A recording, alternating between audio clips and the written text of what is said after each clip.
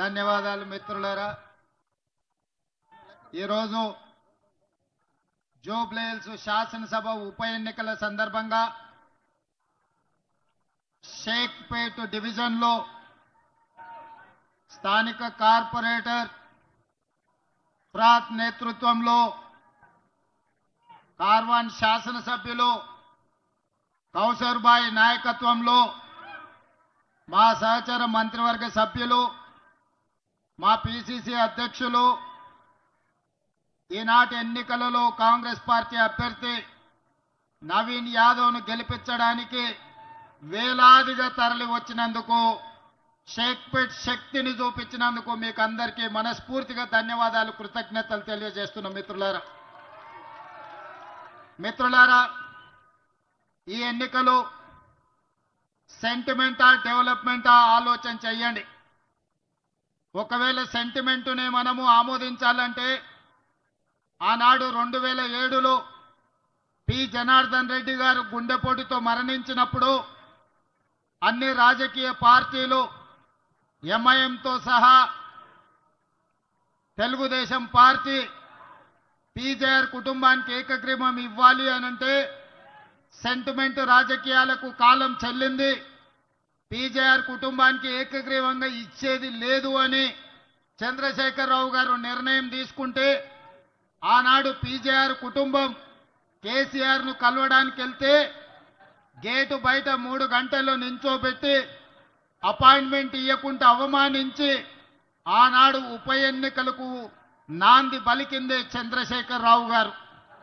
మరి 2007లో గొప్ప నాయకుడు, పేదోళ్ళ గుండె ధైర్యం పీజేఆర్ చచ్చిపోతేనే ఆనాడు ఏకగ్రీవానికి అవకాశం ఇవ్వని చంద్రశేఖరరావు ఈరోజు ఆయన కుమారుడు కేటీఆర్ ఏ రకంగా బీఆర్ఎస్ ఎమ్మెల్యే అభ్యర్థిని సెంటిమెంటుతో ఓటేయమని అడుగుతున్నాడని నేను ఈరోజు అడగదలుచుకున్న మీ ద్వారా.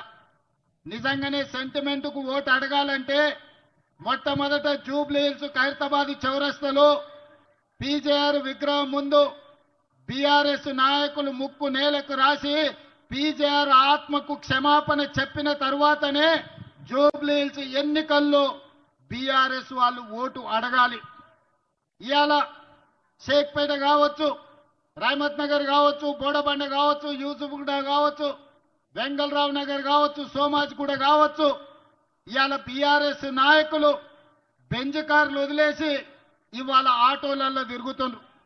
మీ గల్లీలలో సమస్యల గురించి మాట్లాడుతున్నారు, మీ గల్లీలలో చేరుకపోయిన చెత్త గురించి మాట్లాడుతున్నారు, మీ తాగునీటి సమస్య గురించి మాట్లాడుతున్నారు, మీ ఇండ్ల మీద నుంచి వెళ్తున్న కరెంటు వైర్ల గురించి మాట్లాడుతున్నారు. నేను మీ ద్వారా ఒక్క మాట అడగదలుచుకున్నా. 2014 నుంచి ఈ జూబ్లీహిల్స్ లో 3 సార్లు ఎమ్మెల్యేగా బీఆర్ఎస్ నాయకుడిని గెలిపించిండ్రు కదా, 2 సార్లు కేటీఆర్ మున్సిపల్ మంత్రిగా ముఖ్యమంత్రిగా పనిచేసిండ్రు కదా, 3 సార్లు బీజేపీని నరేంద్ర మోడీని సికింద్రాబాద్ పార్లమెంటు నియోజకవర్గం నుంచి గెలిపించిండ్రు కదా.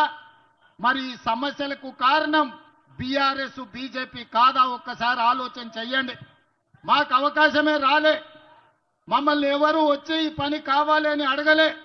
అయినా జూబ్లీహిల్స్ శాసనసభ నియోజకవర్గంలో మిత్రుడు వివేక్ వెంకటస్వామి గారు 3 నెలల్లో 400 కోట్ల రూపాయల నిధులు కేటాయించి ఈ రోజు అండర్ గ్రౌండ్ డ్రైనేజ్ కావచ్చు, సీసీ రోడ్లు కావచ్చు, కరెంటు వైర్ల తొలగింపు కావచ్చు, ఈ రోజు పనులు జరుగుతున్నాయి.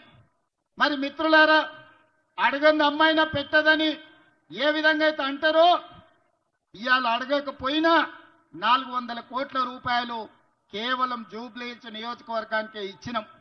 రేపు అడగడానికి, మీ తరఫున మాట్లాడడానికి యువకుడైన నవీన్ యాదవ్ని ఇక్కడ ఎమ్మెల్యేగా గెలిపించి పంపిస్తే జూబ్లీహిల్స్ శాసనసభ నియోజకవర్గ సమస్యల్ని పరిష్కరించి మీ అభిమానాన్ని చురగొనే విధంగా నవీన్ యాదవ్ పనిచేస్తాడని నేను ఈరోజు మీకు మాట ఇస్తున్నా.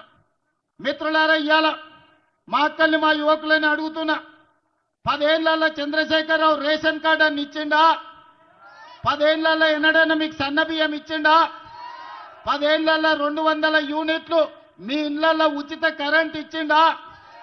మా ఆడబిడ్డలకు బస్సుల్లో ఉచిత ప్రయాణం ఇచ్చిండా? మరి ఇవేమి ఇవ్వని బీఆర్ఎస్ నాయకులు ఈ రోజు వచ్చి మీ ఓటు ఎట్లా అడుగుతారని నేను అడుగుతున్నా. ఇవాళ మీ సోదరుడు మీరు అభిమానంతో ఆశీర్వదిస్తే తెలంగాణ రాష్ట్రానికి ముఖ్యమంత్రి అయితే ఇవాళ 61,000 రేషన్ కార్డులకు 2,39,000 పేదలకు ఈరోజు సన్న బియ్యం ఈ జూబ్లీహిల్స్ నియోజకవర్గంలోనే అందుతున్నాయంటే అది ప్రజాపాలన కాంగ్రెస్ పార్టీ ఇస్తున్నది. దాదాపుగా గృహలక్ష్మి, మహాలక్ష్మి, గృహజ్యోతి పథకాలు వేలాది మంది ఈరోజు ఈ ప్రాంత ప్రజలకు మేలు జరుగుతుంది. 500 రూపాయల సిలిండర్ కావచ్చు, డబల్ బెడ్రూమ్ ఇల్లు ఇస్తా అని కేసీఆర్ మోసం చేస్తే నేను ఇవాళ ఈ వేదిక మీద నుంచి మాట ఇస్తున్నా. జూబ్లీహిల్స్ నిరుపేదలకు